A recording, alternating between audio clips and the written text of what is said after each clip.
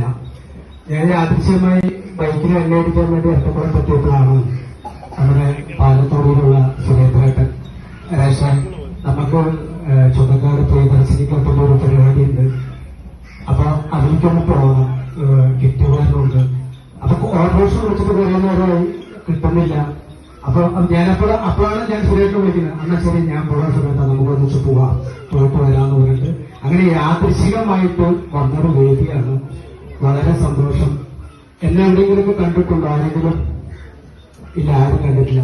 അപ്പൊ ഇനി കാണാൻ പറ്റുന്നത് നമ്മുടെ സി കേരളം എന്ന ചാനലില് ആ സീരിയലില് ഒരു ക്യാരക്ടർ ചെയ്തുകൊണ്ട് വരുന്ന ഒരാളാണ്, രാജേഷാണ്.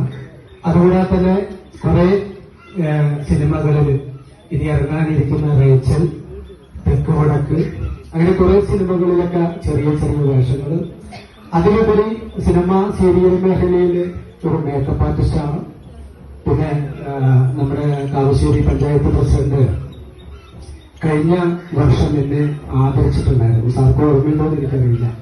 ഒരു മനുഷ്യാവകാശ സംഘടനയുടെ ഒരു പ്രവർത്തനവുമായി ബന്ധപ്പെട്ടുകൊണ്ട് സാറിന് മൂന്നെണ്ണൊക്കെ തന്നിട്ടുണ്ടായിരുന്നു. വളരെ സന്തോഷം. കാരണം പല പൊതുപരിപാടി, അതുകൂടാതെ ഞാൻ നമ്മളെ എന്റെ ഐഡന്റിറ്റി എന്തിനു വെളിപ്പെടുത്തുന്നവർ പെട്ടെന്ന് ഒരാളെ വിളിച്ചിങ്ങനെ പറയുമ്പോൾ ഞാൻ ആരാന്നുള്ളത് അറിയാൻ വേണ്ടിയിട്ടാണ് ഞാൻ പറഞ്ഞത് കേട്ടോ. അതുകൂടാതെ 2 പ്രാവശ്യം ഇവിടെ സ്വതന്ത്രനായിട്ട് ജില്ലാ പഞ്ചായത്തിലേക്ക്, 2 പ്രാവശ്യം നിയമസഭ സ്വതന്ത്രനായിട്ട് തന്നെ പറയുന്നത് വെച്ചാൽ എന്നെ തിരിച്ചറിയാൻ വേണ്ടി മാത്രമാണ്, അല്ലാണ്ട് വേറെ ഞാൻ പൊങ്ങാനോ ഇതാകാൻ വേണ്ടിയിട്ടല്ല. അതുപോലെ 2 പ്രാവശ്യം ലോകസഭ സ്വതന്ത്ര സ്ഥാനാർത്ഥിയായിട്ട് മത്സരിച്ച ഒരു വലിയൊരു പൊതുപ്രവർത്തകനാണ്.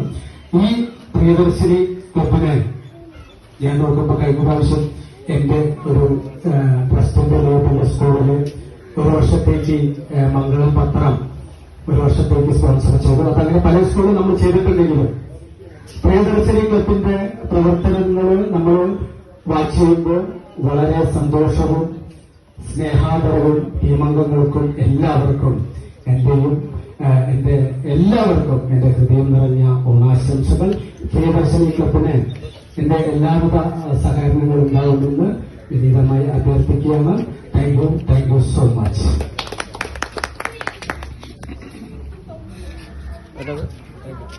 നന്ദി ചേട്ടാ.